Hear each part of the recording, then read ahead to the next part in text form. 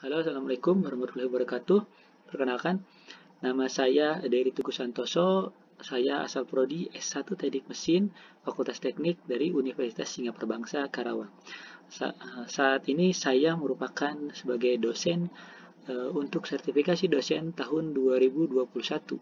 Untuk saat ini saya akan menjelaskan tentang mata kuliah yang saya ampu, yaitu mata kuliah pemilihan bahan dan proses. Mata kuliah ini merupakan mata kuliah wajib yang ada di semester gasal setiap tahunnya di prodi S1 Teknik Mesin. Ya, mata kuliah pemilihan bahan dan proses ini merupakan mata kuliah yang mempelajari terkait dengan pemilihan bahan yang cocok untuk proses perancangan, kemudian juga pemilihan material untuk proses produksi selanjutnya. Beberapa yang harus kita pahami dalam pembelajaran yaitu tercantum dalam rencana pembelajaran semester. Di antaranya yaitu capaian pembelajaran lulusan yaitu atau CPL dalam mata kuliah ini yaitu capaian pembelajaran lulusan program studi yang dibebankan pada mata kuliah pemilihan bahan dan proses ini diantaranya ada 3, yaitu yang pertama adalah mampu mengidentifikasi, merumuskan, dan menyelesaikan masalah-masalah yang berhubungan dengan teknik mesin dengan penerapan pengetahuan matematika, sains, ilmu teknik mesin, dan pengetahuan lain yang relevan. Kemudian yang kedua yaitu mampu merancang komponen, sistem, dan proses mekanikal untuk memenuhi kriteria perancangan tertentu secara kreatif, inovatif, dan memperhatikan aspek lingkungan, sosial, dan faktor ekonomi. Kemudian, CPL yang ketiga yaitu mampu merencanakan dan melakukan eksperimen, menganalisis dan menginterpretasikan data yang menarik dari permasalahan yang terjadi sehingga dapat menarik kesimpulan berdasarkan perkembangan teknik mesin terkini. Yang berikutnya yaitu capaian pembelajaran mata kuliah atau CPMK pada mata kuliah pemilihan bahan dan proses. Di antaranya ada 3, yaitu yang pertama mampu mengidentifikasi, merumuskan, dan menyelesaikan permasalahan dalam mata kuliah pemilihan bahan dan proses. Kemudian yang kedua adalah mampu merancang komponen bahan secara kreatif, inovatif, serta menyelesaikan permasalahan yang muncul terkait atau relevan dengan pemilihan bahan dan proses. Kemudian yang ketiga adalah mampu menganalisis, menginterpretasi data, serta menyelesaikan permasalahan yang terkait dengan mata kuliah pemilihan bahan dan proses, serta menarik kesimpulan atas permasalahan tersebut. Kemudian, sub CPMK atau sub dari capaian pembelajaran mata kuliah pemilihan bahan dan proses, yaitu diantaranya ada 4. Yang pertama adalah mampu menganalisis ketahanan dan kerusakan material dari segi mekanis dan lingkungan yang terjadi. Kemudian yang kedua, mampu menganalisis pengaruh sifat material terhadap perancangan dan proses manufaktur yang terkait atau yang relevan. Kemudian yang ketiga adalah mampu menganalisis pengaruh dari faktor ekonomi terhadap material tertentu. Kemudian yang keempat adalah mampu menganalisis pemilihan bahan untuk material-material tertentu, yaitu diantaranya itu foam, natural fiber, termoplastik, semikonduktor, injection molding, single komponen maupun multi komponen, serta thermal system, dan studi kasus yang terjadi pada material-material tertentu tersebut. Kemudian yang berikutnya yaitu deskripsi dari mata kuliah pemilihan bahan dan proses yaitu untuk memberikan pemahaman serta macam-macam bahan teknik serta sifat-sifatnya, kerusakan bahan serta penyebabnya, dan memahami kriteria dalam pemilihan bahan dan proses khususnya dalam perancangan teknik mesin. Kemudian dalam pembelajarannya, materi pembelajaran yang akan diberikan itu terdiri dari 14 poin utama, di mana diantaranya yang pertama adalah untuk mereview bahan teknik, jenis kerusakan mekanik, dan lingkungannya. Kemudian pada pertemuan berikutnya membahas tentang ketahanan terhadap kegagalan atau failure analysis. Kemudian yang ketiga adalah sifat-sifat bahan pada perancangan. Kemudian sifat-sifat bahan pada proses manufaktur yang relevan. Kemudian 5 adalah proses sifat-sifat bahan. Yang kelima adalah pengaruh sifat-sifat bahan pada faktor-faktor ekonomi yang mendukung. Kemudian pemilihan bahan langsung pada studi kasus, yaitu untuk bahan foam. Kemudian ada pemilihan bahan untuk studi kasus natural fiber composite. Kemudian yang ke-8 adalah pemilihan bahan untuk studi kasus termoplastik dan injection molding. Kemudian yang berikutnya yaitu pemilihan bahan untuk studi kasus piping. Yang selanjutnya adalah pemilihan bahan untuk semikonduktor. Kemudian yang selanjutnya adalah pemilihan bahan untuk single komponen dan multi komponen serta untuk thermal sistemnya. Kemudian di pertemuan terakhir di Kemudian di pertemuan terakhir itu ada project class, yaitu berupa dalam kelompok akan dibuat untuk membuat project-project yang berhubungan dengan perancangan dan pemilihan bahan yang relevan. Ya, berikut adalah sumber pustaka yang digunakan dalam mata kuliah ini, yang dimana yang pertama adalah sumber utamanya yaitu dari Michael Ashby tahun 2005, yaitu Material Selection in Mechanical Design. Kemudian ada 3 sumber pustaka tambahan, yaitu dari George Dieter, yaitu dengan judul Engineering Design, Material and Processing Approach. Kemudian yang kedua yaitu menggunakan Farag Material Selection for Engineering Design. Kemudian yang ketiga adalah menggunakan dari Swift and Brooker, itu proses selection from design to manufacture, untuk mendukung proses pemilihan untuk proses produksinya. Mata kuliah ini tersendiri adalah mata kuliah yang harus ditempuh pada semester 7 sehingga memiliki mata kuliah prasyarat, diantaranya harus lulus atau pernah mengambil mata kuliah material teknik, elemen mesin 1, dan elemen mesin 2. Sistem penilaian sendiri pada mata kuliah ini yaitu pembobotan untuk persensi yaitu sekitar 10%, kemudian untuk kuis dan tugas yaitu 20%, kemudian yang ketiga adalah untuk ujian tengah semester 30%, kemudian ada tugas besar atau project base yaitu 40%, di mana ini adalah merupakan tugas besar untuk kelompok. Rencana pembelajaran semester atau RPS yang sudah dijabarkan tadi setidaknya saya buat dalam beberapa pertemuan. Yang pertama yaitu tadi mengenai kerusakan mekanik dan lingkungan, itu materi pembelajarannya itu sudah dicantumkan dan ada poin pembobotan nilainya. Untuk pertemuan kedua itu mengenai ketahanan dan kerusakan materi dari segi mekanis dan lingkungan, yaitu untuk mengetahui material selection to resist failure. Kemudian yang ketiga itu mampu menganalisis pengaruh sifat material, yaitu untuk mengetahui sifat-sifat bahan pada perancangan. Yang keempat adalah sifat-sifat bahan pada proses manufaktur, di mana di dalamnya ada beberapa tes yang berupa tes formatif dan menggunakan 2 metode yaitu sinkronus dan asinkronus. Di mana tes formatifnya saya lakukan yaitu pada awal pertemuan, yaitu pretest untuk mengetahui apa yang mahasiswa dapatkan di pertemuan sebelumnya dan ditambah disisipkan dengan materi selanjutnya untuk sejauh mana mereka untuk mengetahui materi yang akan dipelajari. Begitu juga dengan pertemuan 5, yaitu mampu mengetahui sifat bahan pada faktor-faktor ekonomi. Kemudian yang pertemuan berikutnya yaitu pemilihan-pemilihan bahan untuk beberapa material tertentu seperti foam, natural composite fiber, thermoplastic, injection molding, dan untuk pemilihan bahan untuk piping. Di mana yang semuanya juga sama menggunakan kriteria bentuk tes, yaitu adalah bentuk tes formatif, baik pre-test maupun post-test untuk mengetahui ketercapaian dari materi yang sudah mereka terima. Begitu juga dengan pertemuan 11, 12, dan 13 dan 14, yaitu untuk proses pemilihan bahan untuk semikonduktor, single komponen maupun multi komponen, dan untuk thermal system, di mana semuanya itu menggunakan pendekatan dari studi kasus atau case method. Kemudian yang terakhir adalah untuk pemilihan untuk mahasiswa mampu untuk merancang dan menganalisis melalui project class, di mana project class-nya itu tema-tema yang telah ditentukan dengan topik-topik terkini sehingga mampu menganalisis dan menerapkan permasalahan-permasalahan tersebut menjadi sehingga permasalahan-permasalahan tersebut sehingga menghasilkan solusi-solusi yang dapat digunakan. Berikutnya akan saya tampilkan beberapa video untuk tampilan dari pembelajaran asinkronus dan pembelajaran secara sinkronus. Pertemuan 3 saat ini untuk mata kuliah pemilihan bahan dan proses itu membahas terkait dengan sifat-sifat bahan yang terkait untuk perancangan, baik itu perancangan pada satu komponen maupun perancangan pada satu mesin secara utuh dalam satu sistem permesinan. Nah, kemudian ini diawali dari desain proses di market needed atau kebutuhan dari pasar. Kebutuhan pasar kemudian dideskripsikan menjadi konsep, embodiment, dan detail sehingga muncul produk spesifikasi sebelum dilaksanakannya mass production atau pembuatan secara massal. Hubungan antara input-output pada satu desain proses itu di mana di dalamnya ada fungsi-fungsi yang terdiri dari energi, material, dan informasi. Nah, sebagai contoh misalnya yang tadi adalah market needed atau kebutuhan di pasar. Nah, kalau misalnya ada pertanyaan pada saat kita akan membuat sesuatu, misalnya modifikasi dari mesin traktor di sawah. Nah, sebetulnya yang menggunakan itu adalah petani kan.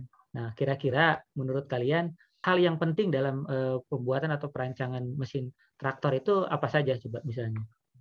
Efisien waktu pengerjaannya, Pak. Kan buat membajak sawah tuh, Pak. Ya, bisa. Jadi kalau misalnya bajak sawah itu kan luas ya, berapa hektar, berarti yang jelas memang lebih cepat membajak sawah itu lebih baik. Jadi waktu yang diperlukan. Mungkin ada yang lain, mungkin dari siapa? Material apa yang kuat, Pak? Betul, material yang kuat. Pada saat membajak sawah itu kan banyaknya bahan atau komponen yang terkait langsung dengan misalnya air, tanah, ataupun misalnya benda-benda lain, sehingga material itu menjadi cepat berkarat atau menjadi cepat aus ya, dengan gesekan dengan tanah atau batu yang lain. Masalah dari pemilihan bahan tadi yang disampaikan oleh Ahmad Ridhoi, yaitu adanya 4 faktor ini. 4 faktor di sini ada function, shape, proses, sama material. Function itu adalah fungsi, tadi secara fungsi utama dari materialnya. Shape berarti dari bentuknya, bentuk material suatu komponen atau suatu sistem permesinan.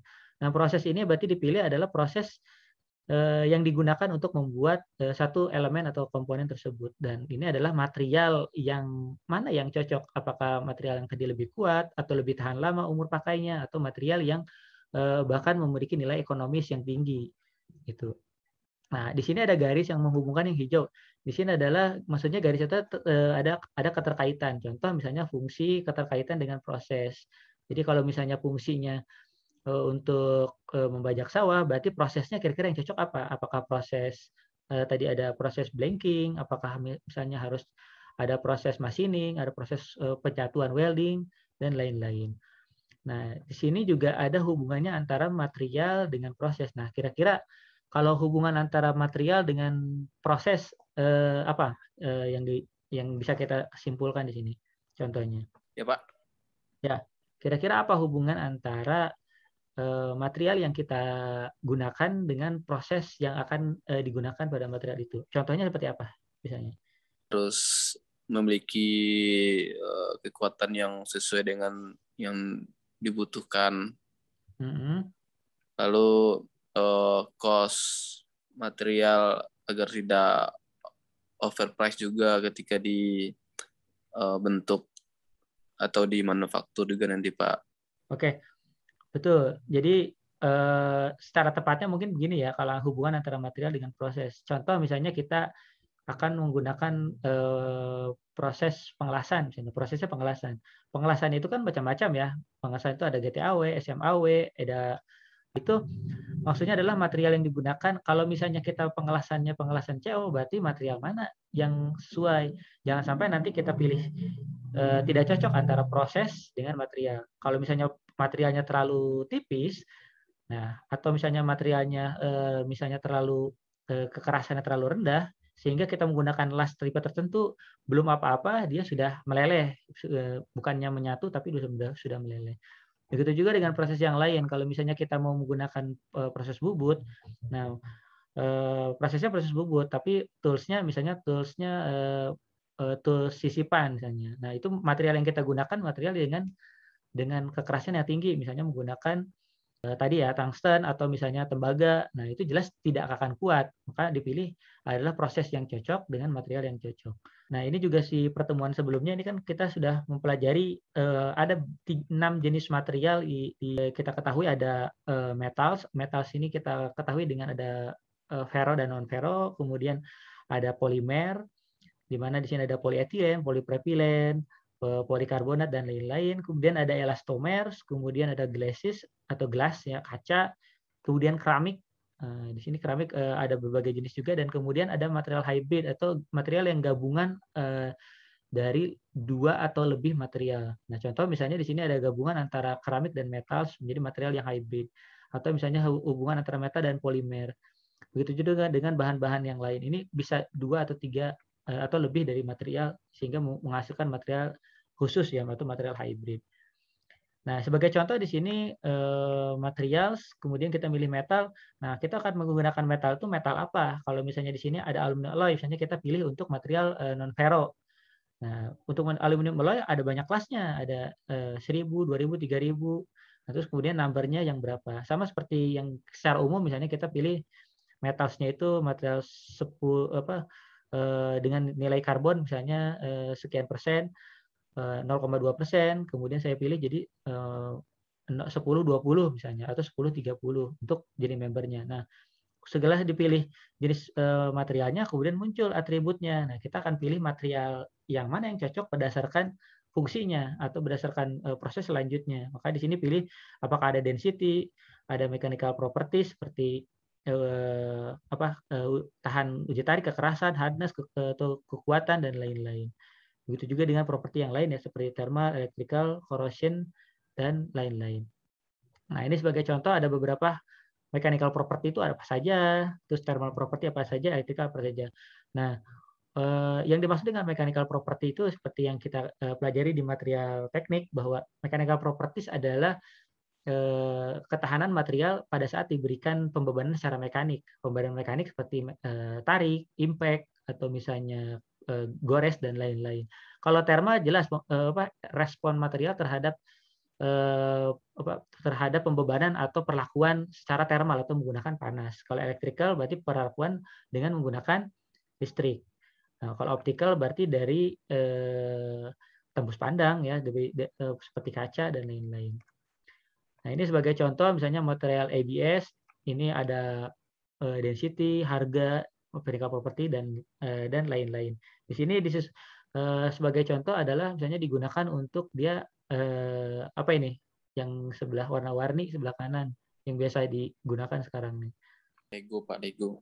Nah, iya betul. Ini untuk Lego. Lego kurang lebih ada yang menggunakan bahannya ABS ini ya. Bahannya di sini dijelaskan bahannya itu tough ya, jadi tangguh, resilient ya. Jadi dan mudah dibentuk. Jadi kenapa harus dibuat yang ini? Karena kita pasang lepas, tetapi dia sebagaimana caranya supaya tidak rusak ya. Nah, material ABS juga di sini dijelaskan bisa untuk pipe fitting atau untuk pipa sambungan ya, untuk security housing, terus kemudian untuk cover atau mirror housing untuk AC dan lain-lain. Ini contoh gabungan dari rangkaian antara data, tes data, kemudian muncul mechanical properties, kemudian akan diaplikasikan. Kemudian apakah akan untuk profitability atau tidak. Nah, kemudian hubungannya dengan thermal property juga sama. Di sini ada hubungan antara temperatur dengan energi input per kilogramnya atau joule per kilogram.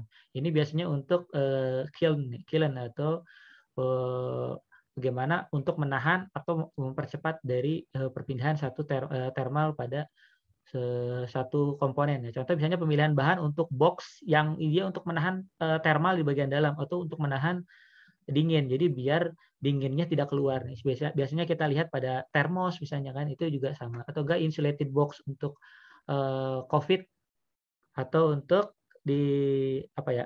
Contohnya buat apa lagi nih kalau yang di mekanisme seperti ini kira-kira Nur Yasin? Di laboratorium Pak biasanya Pak. Kan banyak bisa. material yang sensitif tuh. Betul. Di laboratorium juga sama. Jadi gimana caranya supaya biasanya kita menyimpan alat ukur ya, alat ukur misalnya mikrometer, kaliper. Nah, kita simpan di dalam lemari penyimpanan yang insulated atau tidak terpengaruh temperatur, atau misalnya temperatur ruangnya tidak sesuai tapi dimasuk dalam box atau lemari penyimpanan yang sudah mengalami pengkondisian udara.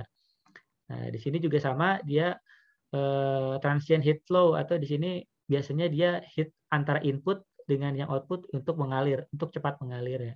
Ini biasanya kita ngalir pada heat sink ya. Heat sink kalau pada laptop atau di komputer atau PC. Biasanya dia heat sink-nya itu mengalir dari putaran yang cepat dari prosesor, kemudian dialirkan oleh heat sink melalui fan atau kipas ya. Kemudian udaranya dialirkan keluar. Ini adalah contoh untuk thermal properties yang heat flow. Nah, di dalam pemilihan bahan, kita juga menggunakan beberapa di sini charts ya. Contoh di sini adalah Young modulus dengan density charts. Di sini adalah hubungan antara Young modulus dengan density. Nah, di sini bisa dilihat ini cara bacanya adalah makin ke kanan density-nya itu makin besar, 10.000. Berarti otomatis makin tinggi density-nya, maka semakin berat atau semakin padat material tersebut. Semakin padat berarti semakin tinggi masanya. Contohnya misalnya makin kiri kan makin ringan ya. Contoh lihat ini foam. Ini busa, berarti makin ke sini makin ringan. Dia tidak rapat, dia renggang-renggang kalau diperbesar. Kalau makin kanan dia itu wolfram misalnya di sini. Wolfram alloy atau lead alloy, dia walaupun sedikit kecil tapi dia padat, dia bisa berat. Nah, terus semakin atas Young modulus. Young modulus ini angka yang kita bacanya itu adalah makin tinggi dia itu menjadi semakin sulit untuk dibentuk atau dilenturkan Young modulusnya. Berarti kalau yang makin rendah dia itu sebetulnya makin elastis atau makin mudah untuk dibentuk atau mudah untuk misalnya dibengkokkan atau dibuat yang lain. Kalau yang tadi density dengan Young modulus, nah sekarang yang strength. Dia makin tinggi strength-nya berarti dia makin kuat, tetapi dia jadi semakin getas ya. Nah, ini juga Young modulus terhadap strength, kemudian fracture toughness. Kalau fracture toughness itu ketahanan dia terhadap bebanan secara dinamis, sehingga dia kalau misalnya dia tidak kuat berarti makin rendah dia itu makin mudah untuk atau makin rapuh untuk terhadap retak ya. Ini tadi thermal conductivity dia untuk mengalirkan panas thermal, terus kalau thermal expansion dia untuk meningkatkan atau menurunkan thermal ya. Kemudian, nah di sini juga sama ada electrical resistivity. Makin kanan, sebetulnya dia itu makin resist atau dia makin mampu untuk menahan terhadap listrik. Nah, kalau makin ke kiri, electrical resistivity-nya makin rendah atau dia bagus untuk mengaliri listrik. Kemudian, nah ini contohnya di sini. Pada saat kita akan memilih bahan untuk visor atau kaca untuk helm. Nah, ini contoh misalnya. Coba yang lain kira-kira kalau misalnya yang untuk memilih kaca pada helm, nah sini saya contohnya adalah helm untuk polisi ya, polisi misalnya anti huru-hara atau dalmas. Nah itu kira-kira apa nih kriteria yang diinginkan dari perancangan kaca helmnya itu? Kira-kira apa? Ringan, Pak.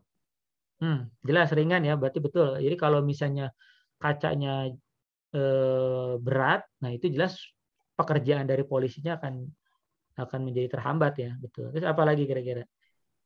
Kuat tahan benturan, Pak. Nah, kuat untuk menahan terutama benturan ya. Kalau misalnya tadi polisi anti huru-hara itu rentan sekali terhadap lemparan, misalnya lemparan batu atau misalnya ada lemparan api atau misalnya lemparan-lemparan yang lain. Berarti dia harus tahan terhadap benturan batu atau tahan terhadap goresan atau bahkan dia tahan terhadap tadi ya air, api dan lain-lain. Jadi fungsinya tetap melindungi bagian wajah. Atau misalnya ada yang lain kira-kira apa nih kalau secara fungsi ya. Nah, kalau misalnya tadi secara fungsi di lapangan. Nah, kalau di sini bisa saja fungsi sebagai pengguna. Pengguna itu yang menggunakan itu kan tidak mungkin dia menggunakan kaca tetapi dia tidak dapat tembus pandang atau melihat secara jelas clear. Makanya di sini dijelaskan di sebelah kiri dia ada transparan. Jadi otomatis yang namanya fungsinya kaca ya berarti makin clear makin bagus.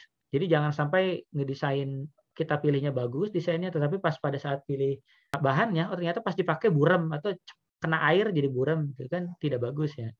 Satu pemilihan dasar pemilihannya. Nah, di mana di dalamnya itu pemilihannya itu selection-nya kita pilih di design requirement-nya tadi ada hambatannya atau constraint, misalnya tadi ada goresan atau misalnya air, api. Nah, itu menjadi nilai hambatannya. Objektif tadi tujuannya. Apakah dia harus lebih kuat atau lebih transparan dan lain-lain. Makanya dicantumkan di sini transparan, mudah dibentuk atau setangguh mungkin tadi jika harus kena benturan dan lain-lain. Terus kemudian material datanya juga dicari, material data yang di lapangan, apakah hasil dari material atributnya tadi mechanical property, apakah thermal property, sehingga dimunculkan di bagian bawahnya. Poin mana yang akan kita tujukan? Nah, baru dari dua ini digabung menjadi pemilihan. Pemilihannya dari proses screening, di ranking, kemudian documentation, kemudian final selection itu yang menjadi kita pilih atau 3 besarnya apa. Tentukan dulu design requirement, fungsi, constraint, objektif, dan free variabelnya.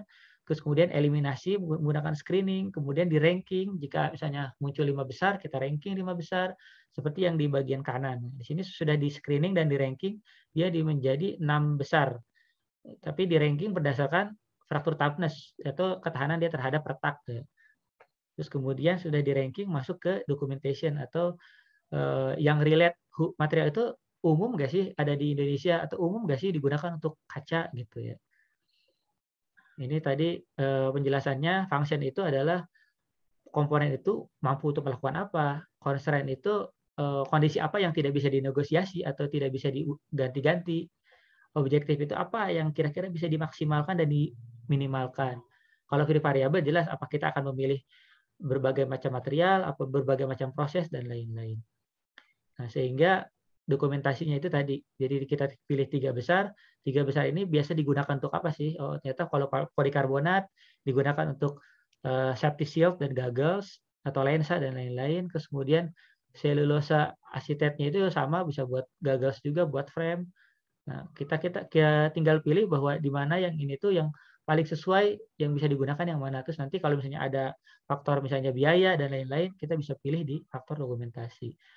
Nah, untuk material index tadi, kalau pada saat bentuk terhadap material, kita pilih dari material index. Kalau misalnya bentuknya berupa yang A, ini bentuknya mirip dengan kabel. Nah, kita kalau kabel itu biasanya kan seringnya ditarik ya. Kalau misalnya pasang kabel di atap pasti ada kena sistem tarik, makanya dia yang dicari adalah yang tipe A, material indeksnya yaitu yang tension. Jadi gimana force-nya itu secara berseberangan. Nah, kalau yang ke B, nah ini kira-kira di aplikasi apa nih? Kira-kira bentuknya seperti ini, terus kemudian ada dari atas pembebanannya, force-nya. Keramik mungkin. Ya, keramik bisa, betul. Jadi kalau misalnya keramik, kalau kita injak, nah itu kan pembebanannya dari atas ya, betul. Dan konsepnya sama, ya, bentuknya bisa bentuk kotak seperti ini. Nah, kalau yang C, nah ini contohnya apa nih? Kita ada force di tengah, kemudian ada tumpuan di bawahnya. Ya. Jembatan mungkin, Pak. Nah, betul, di jembatan. Ini kalau kita ngelihat di jembatan, di jalan-jalan, itu kan bentuknya sebetulnya balok ya. Balok, dan di bagian bawahnya juga ada tumpuan. Di mana kita kalau dalam mekanika teknik kan belajar ada tumpuannya, itu ada bentuk tumpuan roll, ada tumpuan cantilever, dan lain-lain. Nah, itu betul. Jadi, contohnya di konstruksi jembatan. Nah, yang bagian D ini sama dengan mirip dengan yang C, cuman ini karena bentuk dari bendanya atau komponennya itu tidak padat seperti yang di C. Nah, ini biasanya kalau kita lihat di konstruksi di gedung. Ya. Kalau di konstruksi di gedung biasanya kita dapat ini, terus di bagian bawahnya itu ditahan oleh kolom dengan atau pilar, terus bagian atasnya bentuknya jadi apa ini kita bilang bisa H-beam ya. Bentuknya beam tapi bentuknya bentuk H atau bentuk I ya, tergantung dari sudut pandangnya. Nah, nanti akan ada tugas. Tugasnya ini secara umum itu menyinggung materi pemilihan bahan. Nah, ini sebetulnya akan diintegrasikan dengan skema PKM ya, program kreativitas mahasiswa, di mana nanti nanti akan diskusi dulu, terus kemudian digabung dengan breakout room. Nah, nanti ditentukan temanya kira-kira apa, terus kira-kira akan memilih judul-judul untuk yang terkait dengan PKM apa.